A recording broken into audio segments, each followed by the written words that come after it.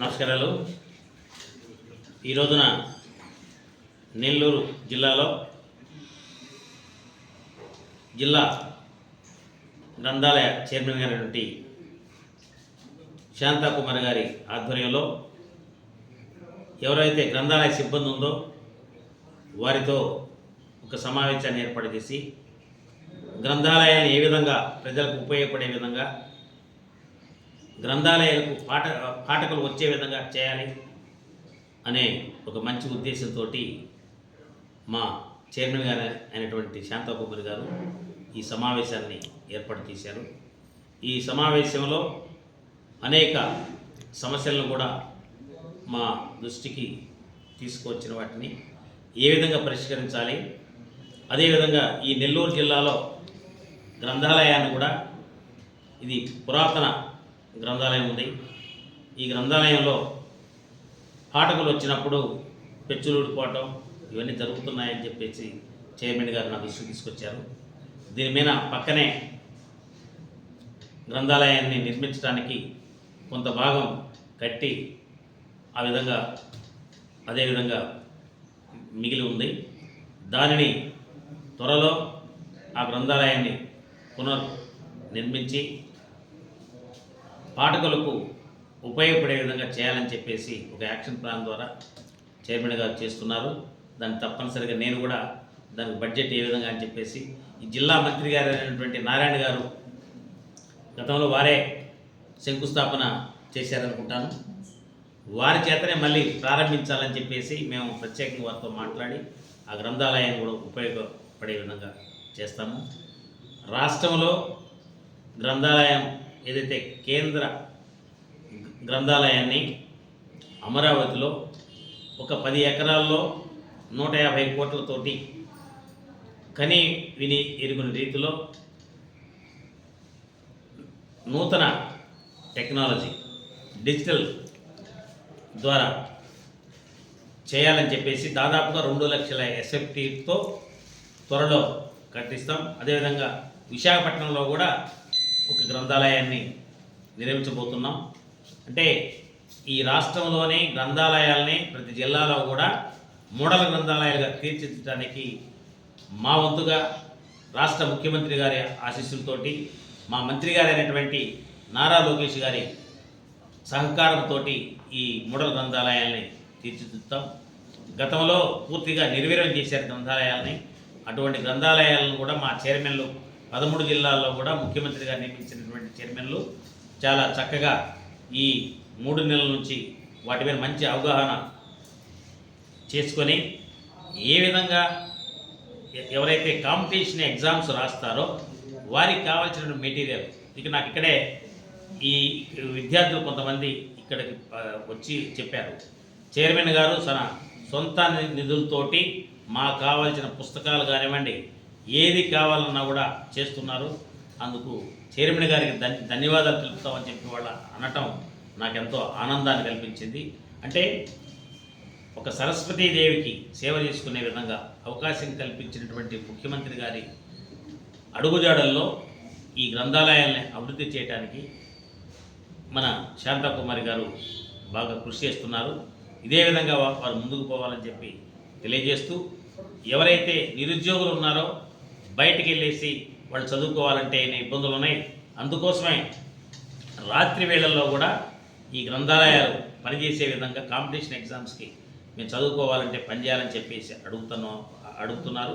అటువంటి వాటిని కూడా పరిశీలించి తప్పనిసరిగా ముఖ్యమంత్రి గారి దృష్టికి అదేవిధంగా లోకేష్ గారు మంత్రి గారు లోకేష్ గారి దృష్టికి తీసుకుపోయి వీటి మీద ఒక యాక్షన్ ప్లాన్ తయారు చేసి తప్పనిసరిగా ఒక 2-3 సంవత్సరాల్లో ఒక నూతనంగా ఈ గ్రంథాలయాల్ని మేము తయారు చేస్తామని తెలియజేస్తున్నాం. సార్, రాష్ట్ర వ్యాప్తంగా అనేక గ్రంథాలయాలు మూతపడ్డాయి సిబ్బంది లేక. దాని అంటే సిబ్బంది కొరత ఉన్నమాట వాస్తవేను.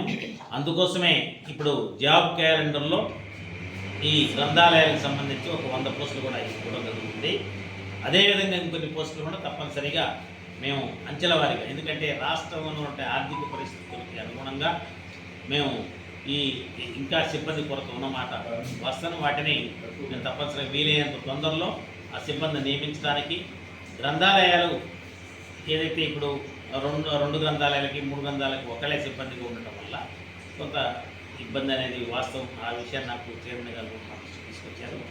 దానికి ఏ విధంగా అనేది తప్పనిసరిగా త్వరలో అలాంటిది లేకుండా పరిష్కరిస్తామని చెప్పి తెలియజేశాను. సార్ రాష్ట్ర వ్యాప్తంగా ఎన్ని గ్రంథాలయాలు ఉన్నాయి, ఎన్ని మరమ్మతులు గురైనాయంటే చెప్పండి సార్. 921 గ్రంథాలయాలు ఉన్నాయి రాష్ట్రంలో.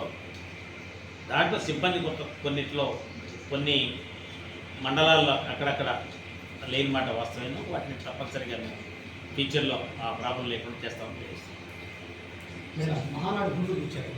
అది కూడా చెప్పండి.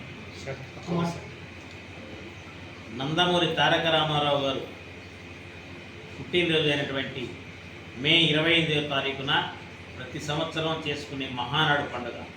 ఆ మహానాడు పండుగను ఈ నెల్లూరులో జరపడం, నెల్లూరులో నాయకులందరూ కూడా వాళ్ళు చాలా ప్రతిష్టగా తీసుకొని బాగా జరపాలని చెప్పేసి ఈరోజు ఉదయాన 10:22 భూమి పూజ కూడా చేశారు. ఆ ప్రాంతం కూడా చాలా చక్కగా బాగుంది. దాదాపుగా 2,700 ఎకరాల్లో పార్కింగ్ కానివ్వండి, అదేవిధంగా సమావేశ మందిరానికి కానివ్వండి ఇబ్బంది లేకుండా మంచి ప్రదేశాన్ని సెలెక్ట్ చేశారు. బాగా జరుగుద్ది. ఎందుకంటే మహానాడు అనేది ఎన్టీ రామారావు గారి పుట్టినరోజు ముందు నుంచి ప్రారంభమవుతుంది. మనం ఏదైనా ఒక పండగ చేసుకున్నామంటే, క్రిస్మస్ పండగ చేసుకున్నామంటే కొంతమంది చేసుకుంటారు. అదేవిధంగా రంజాన్ చేసుకున్నామంటే కొంతమంది చేసుకుంటారు.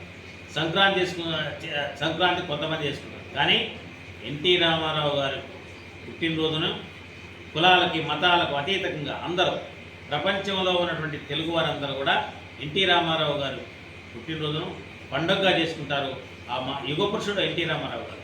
అటువంటి మహానాడిని ఇక్కడ నిర్వహించటం నెల్లూరులో చాలా ఆనందంగా ఉంది.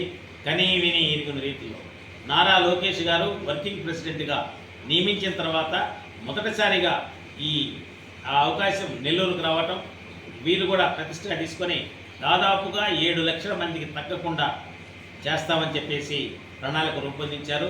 ప్రతిరోజు కూడా 20,000 మంది ప్రతినిధులు వస్తారు. 27, 28న వారికి తోడు ఇంకా చాలామంది అభిమానులు చూడటానికి వస్తారు. కొన్ని వేల మంది వస్తారు, లక్షల మంది కూడా రావడానికి అవకాశం ఉంది. ఎందుకంటే నారా లోకేష్ బాబు గారు వర్కింగ్ ప్రెసిడెంట్ అయ్యారు.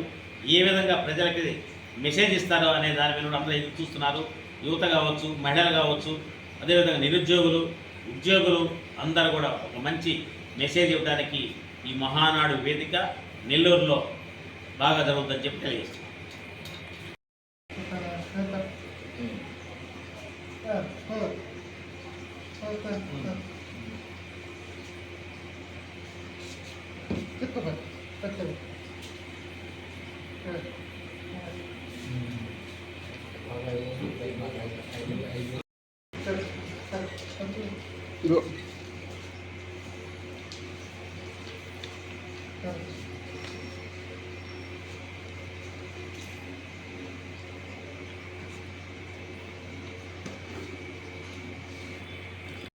నమస్కారం.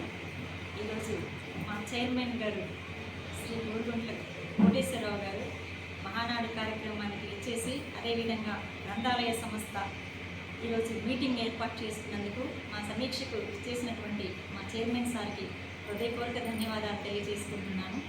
గ్రంథాలయం గురించి, అభివృద్ధి గురించి మేము చాలా డిస్కస్ చేసుకున్నాము. ఇప్పటి వరకు గ్రంథాలయంలో ఉన్నటువంటి ఎన్నో సమస్యల్ని కూడా మా సెక్రటరీ గారు, మా చైర్మన్ సారు మేము కూర్చొని డిస్కస్ చేసుకున్నాం. త్వరలో అన్ని కార్యక్రమాలని మేము పూర్తి చేస్తాం. కావలసినటువంటి నిధుల గురించి కూడా మేము ఇప్పుడు డిస్కస్ చేసుకున్నాం. రావాల్సినటువంటి సెస్ అమౌంట్ గురించి కూడా డిస్కస్ చేసుకున్నాం. ఇంకా గ్రంథాలయాల్లో ఉన్నటువంటి చాలా సమస్యలకి ఎటువంటి పరిష్కారం ఇవ్వాలనేది కూడా మేము నిర్ణయించుకొని ఇప్పుడు ఈ మీటింగ్ ద్వారా కూడా కొంత నిర్ణయం తీసుకుంటాము. అన్ని విధాల అన్ని చోట్ల గ్రంథాలయాలు ఓపెన్ చేయాలనేది మా నిర్ణయం. మా అధినాయకులైనటువంటి మా చంద్రబాబు నాయుడు గారు, మా లోకేష్ బాబు గారు మాకు సరైన చైర్మన్ సార్ని మాకు ఇవ్వడం జరిగింది. మా సార్ చాలా ఆదర్శవంతమైన వారు. ప్రతి చోట చాలా ఓపికగా మాకు సలహాలు ఇవ్వటంలో కానీ, మేము చెప్పితే అన్ని ఓపికగా వినటంలో కానీ, ప్రతి ఒక్క నిర్ణయంలో కానీ మాకు చాలా సహకరిస్తున్నారు మా చైర్మన్ సారు.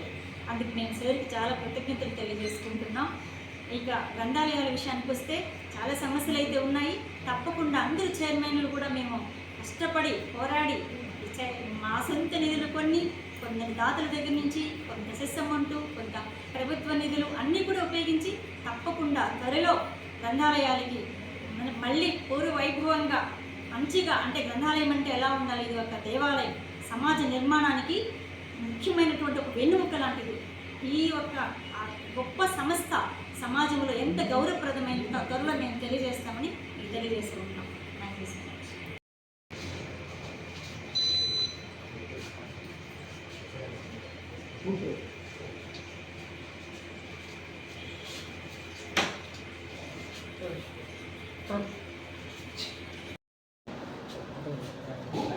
బిల్లింగ్ కోసం